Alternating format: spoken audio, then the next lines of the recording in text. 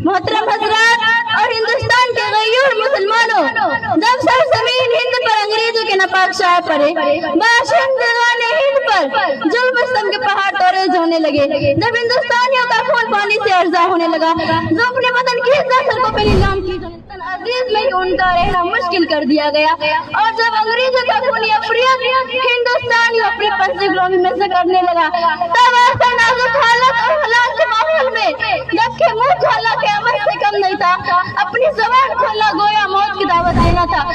वक्त के सबसे आलिम दीन आमिर मुहद्दिसीन हजरत शाह अब्दुल अजीज मुहद्दिस दहलवी ने अंग्रेजों के खिलाफ फतवा जारी किया। आपने ऐलान किया कि अंग्रेजों के फौज में भर्ती होना हराम है। अब ये मुल्क दारुल हर्ब हो चुका है। ऐसे वक्त में अंग्रेजों से जहाज फर्ज हो चुका है। मोहतरम हजरात, आपका फतवा क्या है? अंग्रेजों के खिलाफ खुल्ला जंग शुरू हो गई। मुसलमान ने मैदान ज़ादे खतर को कूद पड़े। अंग्रेजों से दो बदौर आमने सामने किया, उनके छक्के छूट गए। नाचार अंग्रेजों के कदम पीछे हटाना पड़ा।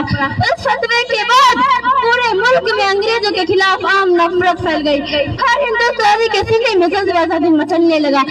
सन 1857 ईस्वी की जंग आजादी सबसे मशहूर और खौफनाक थे, जिसमें अंग्रेजों के जुल्म सितम की इंतहा हो गई थी। हिंदुस्तानी पर ऐसे तंग कर दिया गया था, मगर उसके बावजूद मुसलमानों ने अंग्रेजों का भरपूर मुकाबला। अंग्रेजी जुल्म किया गया सिकंदरी बने रहे और किसी भी तरह की कुर्बानियों से दरीग ना किया। आखिर खुदा ने वह दिन दिखाया जब हिंदुस्तान के सिर पर आजादी का परचम लहराने लगा, गुलामी की तस्वीरें कटी और वतन अजीब के चमन में फिर से बहार आ गई।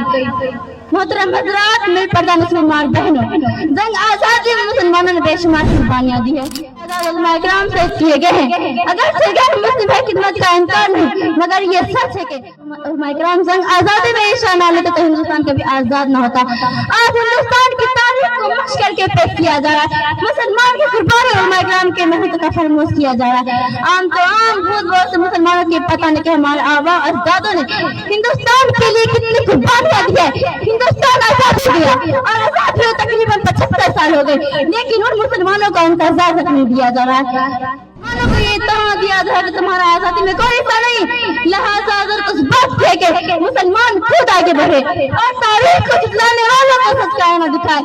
हम अपने उन मोहसिनों मुसलमानों और इकराम की मेहनत और कुर्बानियों को दुनिया के सामने पेश करके ये बतलाते रहे कि उठाए कुछ वर्क लाला ने कुछ नरगिस ने कुछ गुल ने, उठाए कुछ वर्क लाला ने कुछ नरगिस ने कुछ गुल ने, चमन में हर तरफ बिखरी हुई है दास्तां मेरी। अस्सलाम वालेकुम रहमतुल्लाह।